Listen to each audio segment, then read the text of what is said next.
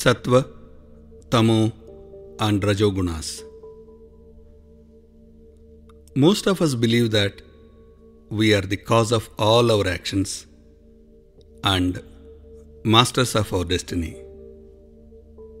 In the Gita, Lord Krishna says that interaction between gunas, properties, characters, creates karma, but not due to any karta.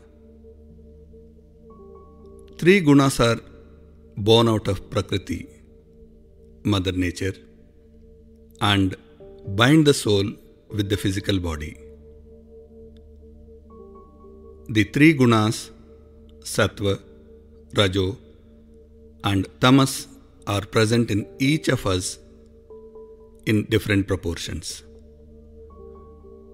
Sattva guna is the attachment to knowledge. Rajoguna is the attachment to action. And Tamas leads to ignorance and heedlessness. Just as the combination of electrons, protons, and neutrons produce materials with a wide range of properties, the combination of the three gunas is responsible for our nature and actions. One of the gunas tend to dominate over others in each one of us. In fact, interaction among people is nothing but interactions between the gunas of the individuals.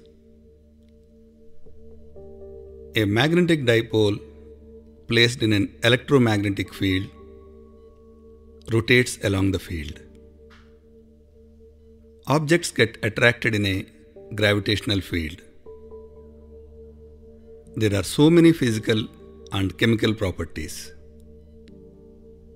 Similarly, karma happens not due to any karta, but due to gunas. Lord Krishna points out the inbuilt automaticity in the physical world. Even our own physical body operates fairly automatically.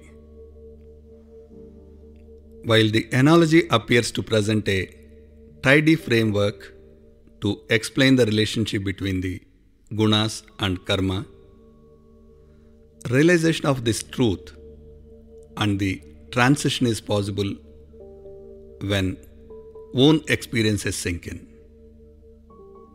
The main obstacle in this path of realization is ahankar.